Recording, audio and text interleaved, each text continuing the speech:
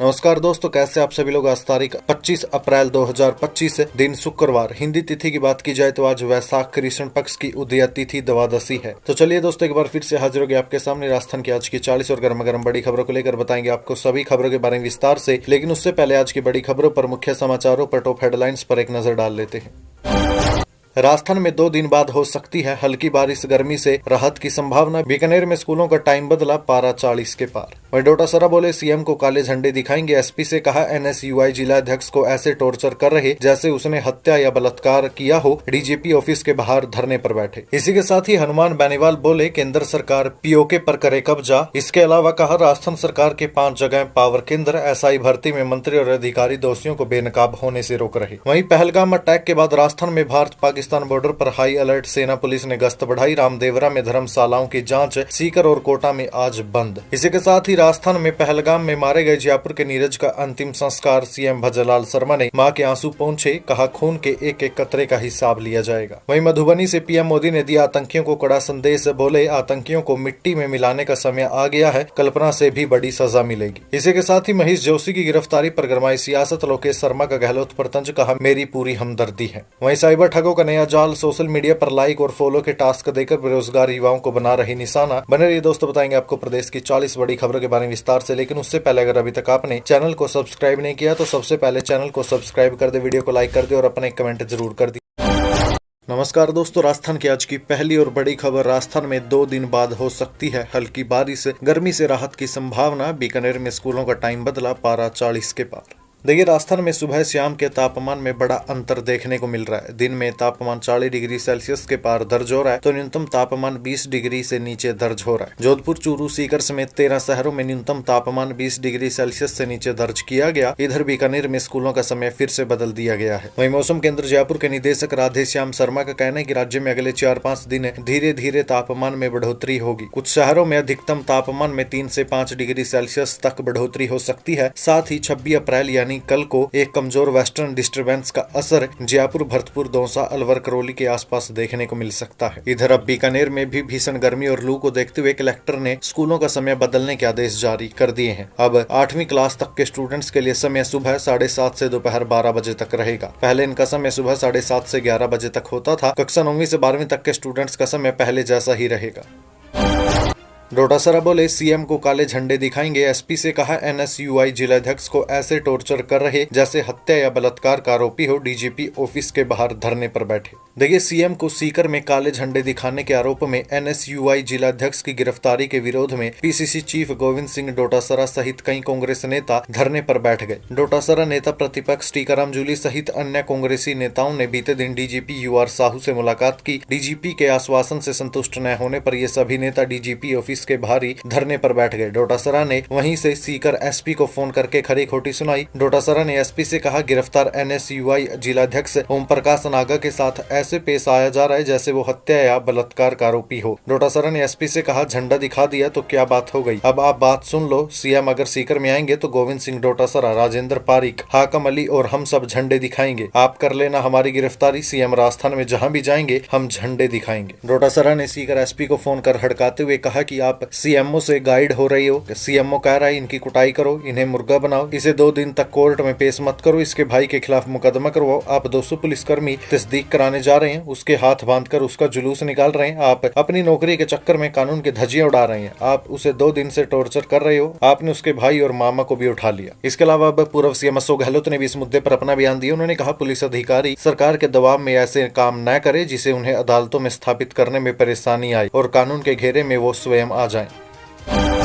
हनुमान बेनीवाल बोले केंद्र सरकार पीओके पर करे कब्जा। कहा राजस्थान सरकार के 5 जगह पावर केंद्र। एसआई भर्ती में मंत्री और अधिकारी दोषियों को बेनकाब होने से रोक रहे। देखिए, राष्ट्रीय लोकतांत्रिक पार्टी के सांसद हनुमान बेनीवाल ने जम्मू कश्मीर में हुए आतंकवादी घटना के लिए केंद्र सरकार को जिम्मेदार ठहराया। उन्होंने कहा कि सरकार का फेलियर है। राजस्थान में सब इंस्पेक्टर भर्ती रद्द नहीं होने के लिए मुख्यमंत्री कार्यालय में लगे अधिकारियों और मंत्री के विश्नोई को जिम्मेदार ठहराया। वहीं मुख्यमंत्री भजनलाल शर्मा पर निशाना साधते हुए 26 अप्रैल से सरकार के खिलाफ युवाओं के साथ आंदोलन करने का ऐलान किया है। हनुमान बेनीवाल ने कहा जम्मू कश्मीर में 27 से ज्यादा सीधे साधे लोगों की हत्या के मामले में देश की सरकार का बड़ा फेलियर रहा। जिस तरह कारगिल में बड़ी घुसपैठ हुई थी। इसमें हजारों सैनिकों की जान गंवाने के बाद हमारी कारगिल विजय हुई थी। ठीक इसी तरह पहलगाम में भी बड़ी संख्या में पर्यटक आते हैं। वहाँ सरकारी तंत्र ने ठीक ढंग से काम नहीं किया। जिस तरह से बाद में आनन फनन में वहाँ नेताओं की एंट्री हुई, अगर यही काम पहले कर लिया जाता तो आज हालात इस तरह के नहीं होते। जब सरकार पंजाब में आतंकवाद खत्म कर सकती है तो जम्मू कश्मीर में भी ऐसा हो सकता है, लेकिन प्रधानमंत्री के बड़े बयानों से अब काम नहीं चलेगा। अब सरकार को आतंकवादियों को खत्म करने के लिए पीओके पर कब्जा करना चाहिए। आज नहीं तो कल सरकार को ये करना ही है, फिर इंतजार किस बात का है। ये बतौर सांसद न सिर्फ मेरी बल्कि करोड़ों देशवासियों की आवाज है। हम सब चाहते हैं कि अब वो पीओके न रहे बल्कि वहाँ भी भारत का झंडा लहराए। हनुमान बेनीवाल ने कहा, आज नहीं तो कल केंद्र सरकार को अग्निवीर को भी खत्म करना ही होगा। आखिर कोई 4 साल लड़ने के लिए क्यों ही जाएगा।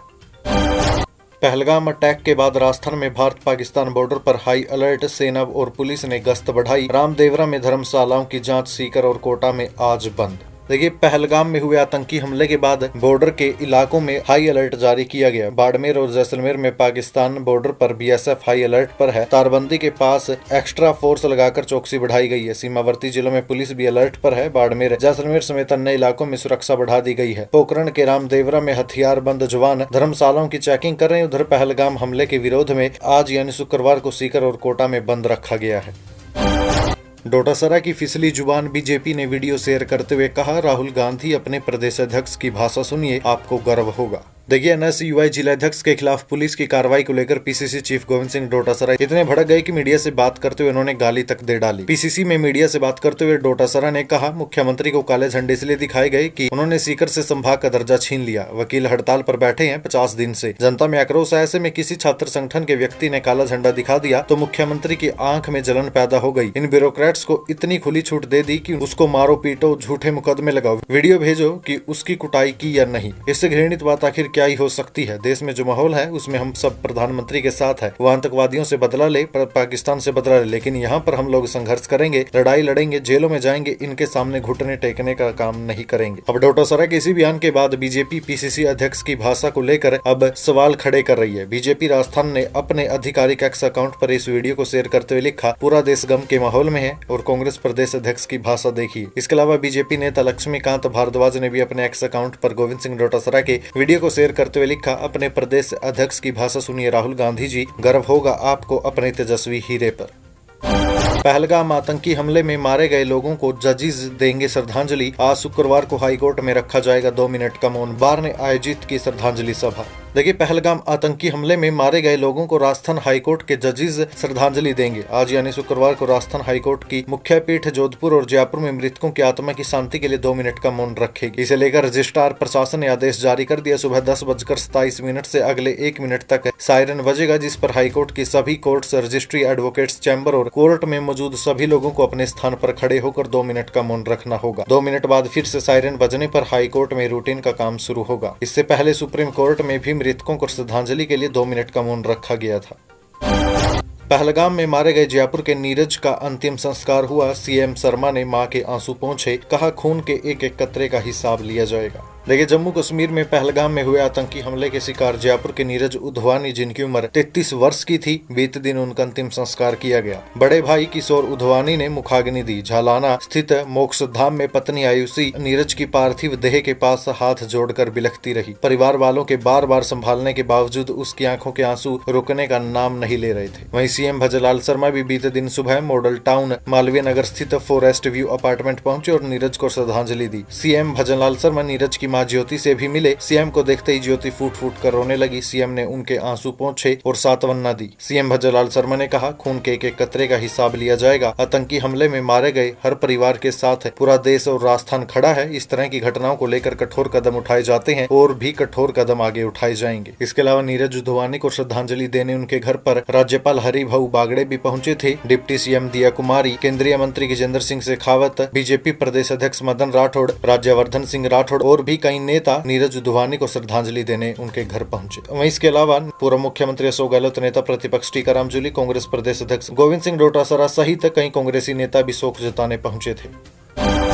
पहलगाम आतंकी हमले का मुंहतोड़ जवाब जरूर दिया जाएगा। सांसद सीपी जोशी बोले, कश्मीर में बनते भाईचारे से खुश नहीं है कुछ लोग। देखिए, जम्मू कश्मीर के पहलगाम में हाल ही में हुए आतंकी हमले को लेकर देश भर में गुस्से का माहौल है। इस घटना को लेकर भाजपा के पूर्व प्रदेश अध्यक्ष और चित्तौड़गढ़ सांसद सीपी जोशी ने तीखी प्रतिक्रिया दी। उन्होंने साफ शब्दों में कहा कि मोदी सरकार की आतंकवाद के प्रति जीरो टॉलरेंस की नीति रही है और इस तरह की हरकत का मुंहतोड़ जवाब जरूर दिया जाएगा। जोशी ने कहा, पहलगाम की घटना का जवाब आतंकियों को मिलेगा और वो भी उसी अंदाज में जैसे पहले सर्जिकल स्ट्राइक या एयर स्ट्राइक के जरिए दिया गया था। उन्होंने विश्वास जताया कि इसका एक माकूल जवाब जरूर दिया जाएगा। इसके अलावा सीपी जोशी ने कहा कि पूरे देश को पहलगाम में हुए आतंकी हमले ने पूरे देश को स्तब्ध कर दिया। ये घटना ऐसे समय हुई जब जम्मू कश्मीर में हालात सामान्य हो रहे थे, पर्यटकों की संख्या में बढ़ोतरी हो रही थी और वहाँ का आम जनजीवन स्थिरता की ओर लौट रहा था। लेकिन ऐसी घटना ये संकेत देती है कि कुछ ताकतें जम्मू कश्मीर में बनते भाईचारे और विकास के माहौल से खुश नहीं है।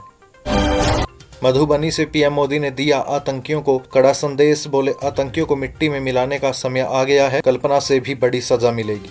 देखिए, पहलगाम अटैक के बाद बीते दिन बिहार के मधुबनी पहुंचे पीएम मोदी ने कहा, पहलगाम के दोषियों को मिट्टी में मिलाने का समय आ गया है, आतंकवादियों को कल्पना से भी बड़ी सजा मिलकर रहेगी। आतंकी हमले में किसी ने अपना बेटा खोया, किसी ने भाई, किसी ने जीवन साथी खोया। इनमें से कोई बांग्ला बोलता था, कोई कन्नड़, कोई गुजराती था, कोई बिहार का लाल था। आज सभी की मृत्यु पर कारगिल से कन्याकुमारी तक हमारा आक्रोश एक जैसा है। पहलगाम आतंकी हमले पर पीएम मोदी ने दुनिया को मैसेज देने के लिए मंच से अंग्रेजी में कहा, हम उन्हें धरती के अंतिम छोर तक खदेड़ेंगे। आतंकवाद से भारत की आत्मा कभी नहीं टूटेगी, आतंकवाद को सजा मिलेगी। न्याय सुनिश्चित करने के लिए हर संभव प्रयास किया जाएगा। पूरा देश इस संकल्प में एक है। मानवता में विश्वास रखने वाला हर व्यक्ति हमारे साथ है। मैं विभिन्न देशों के लोगों और नेताओं को धन्यवाद देता हूं जो हमारे साथ खड़े हैं।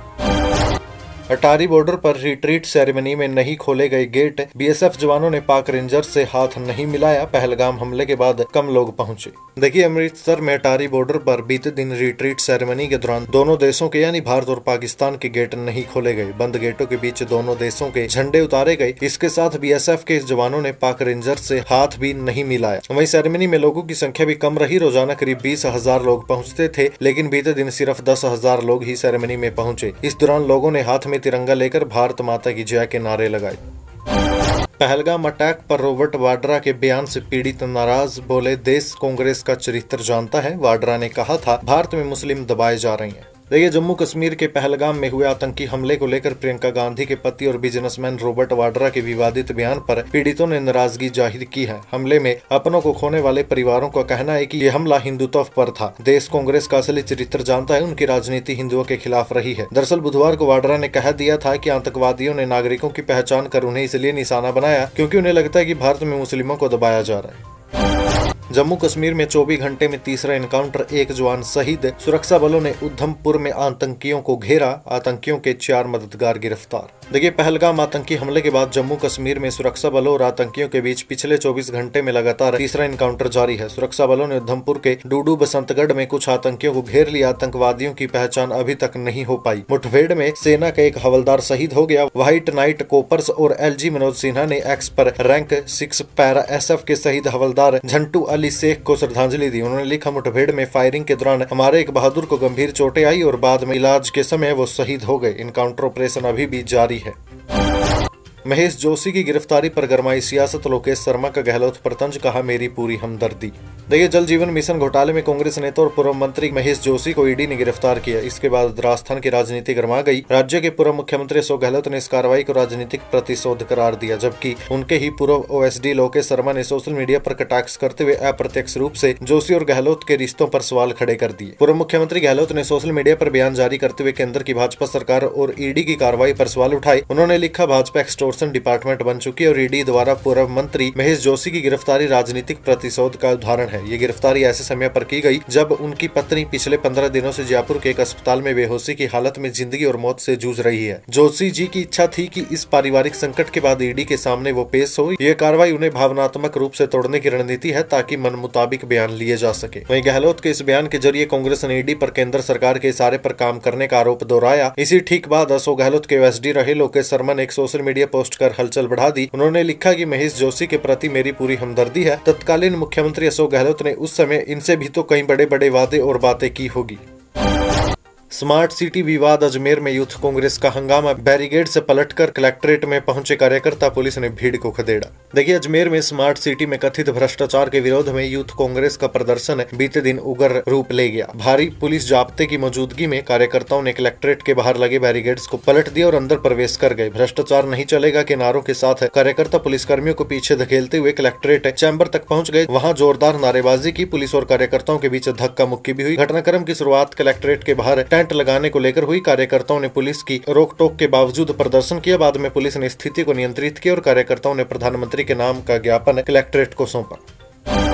अमेरिकी उपराष्ट्रपति जेडी वेंस ने आखिर क्यों चुना जयपुर? 4 दिन तक परिवार के साथ रहे, दुनिया के बड़े नेताओं का भी पसंदीदा ठिकाना बना। देखिए, अमेरिका के उपराष्ट्रपति जेम्स डेविड यानी जेडी वेंस बीते दिन सुबह जयपुर से वाशिंगटन के लिए रवाना हो गए। वे 4 दिन जयपुर में रहे। उनकी विजिट को कूटनीतिक मोर्चे के अलावा कल्चरल एक्सचेंज और व्यापारिक रिश्ते बेहतर बनाने की दिशा में अहम माना जा रहा है। वेंस ने भारत यात्रा में सबसे ज्यादा वक्त जयपुर में ही बिताया। दरअसल पिछले कुछ सालों में जयपुर डिप्लोमेटिक मीटिंग और विश्व नेताओं के लिए अब पसंदीदा जगह बन गई है। इसका सबसे बड़ा कारण दिल्ली से नजदीक होने के साथ ही विश्व के पर्यटन मानचित्र पर अलग पहचान भी एक बड़ा कारण है। जिस तरह यूरोप में वेनिस, एथेंस और रोम जैसे ऐतिहासिक शहर है, उसी तरह जयपुर भी अपनी एक अलग पहचान रखता है। देश में केवल हल्दी घाटी में मिलता है ये खास शरबत। चैत्री गुलाब से तांबे की भट्टी पर करते हैं तैयार शताब्दियों पुरानी तकनीक का इस्तेमाल। देखिए, रावली की वो पहाड़ी जहां महाराणा प्रताप और मुगल सेना के बीच ऐतिहासिक युद्ध लड़ा गया, जिसे हम हल्दी घाटी कहते हैं। इस रणभूमि की जितनी शौर्य गाथाएं प्रचलित है, उतना ही खास है यहाँ उगने वाला चैत्री गुलाब से बनने वाला खमनोर का शरबत। जी हाँ, अरावली की हल्दी घाटी के करीब बसे खमनोर गाँव में किसान चैत्री गुलाब उगाते हैं। उसी गुलाब से गुलाब जल बनाते हैं और उस गुलाब जल से ऐसा शरबत तैयार करते हैं जिसका आनंद लेने दुनिया भर के टूरिस्ट पहुंचते हैं। दरअसल खमनोर के शरबत के पीछे सबसे खास चीज है यहाँ के चैत्री गुलाब के फूल। ये शरबत खमनोर गांव में उगने वाले खास फूलों से ही तैयार होता है, जो 100% ऑर्गेनिक खेती से होते हैं। बताते चले, आजादी से पहले से हल्दी घाटी के नजदीक खमनोर गाँव में चैत्री गुलाब की खेती होती आ रही है।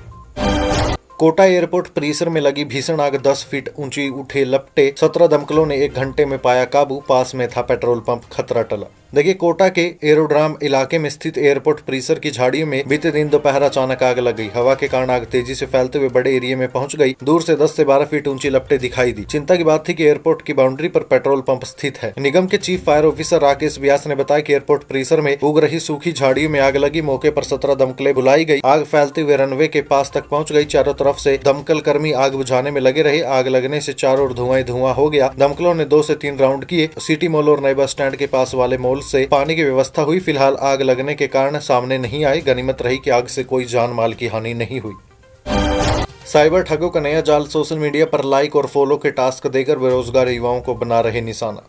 देखिए, आज के डिजिटल युग में सोशल मीडिया ने जहां लोगों को करीब लाकर संवाद और संपर्क को आसान बनाया, वहीं इसी प्लेटफॉर्म का इस्तेमाल अब साइबर ठग बेरोजगार युवाओं को ठगने यानी फंसाने के लिए कर रहे हैं। जहां युवाओं को ऑनलाइन प्लेटफॉर्म्स पर वर्क फ्रॉम होम और इंस्टेंट इनकम जैसे झूठे ऑफर्स का लालच देकर साइबर ठग बेहद चालाकी से अपना शिकार बना रहे हैं। थोड़े पैसों का लालच देकर इन युवाओं को ठग सबसे पहले इंस्टाग्राम, व्हाट्सएप और फेसबुक जैसे सोशल मीडिया प्लेटफॉर्म पर संपर्क करते हैं। फिर टेलीग्राम ऐप पर शिफ्ट होकर आगे की बात करते हैं, जहाँ उनका मोबाइल नंबर शो नहीं होता और प्रोफाइल भी झूठी होती है। वहाँ वे कहते हैं सिर्फ ये कुछ टास्क करो और पैसा कमाओ। यहाँ ये पोस्ट को लाइक करने, पेज या आईडी को फॉलो करने और किसी लोकेशन को रेटिंग देने को कहते हैं। शुरू में 200 से 300 रुपए जैसे छोटे अमाउंट सीधे खाते में डाल देते हैं, जिससे भरोसा बने। फिर धीरे धीरे उनसे निवेश के नाम पर रकम ऐंठ ली जाती है। जब तक शिकार को सच्चाई का एहसास होता है, तब तक ठग ब्लॉक कर चुके होते हैं और सभी रास्ते बंद हो चुके होते हैं। और एक और खास बात बताऊं दोस्तों, ऐसा ही मैसेज बीते दिन मुझे भी आया था, जहाँ मुझे व्हाट्सएप पर मैसेज आया कि घर बैठे 2 से 3 हजार रुपए आराम से कमाओ। लेकिन उन नादान लोगों को ये नहीं पता कि वो सामने वाले जिस व्यक्ति को मैसेज कर रहे हैं वो खुद साइबर ठगों से कैसे बचे, इसके बारे में लोगों को बताता है। ये लोग उसी को ठगने के लिए व्हाट्सएप पर मैसेज कर रहे हैं।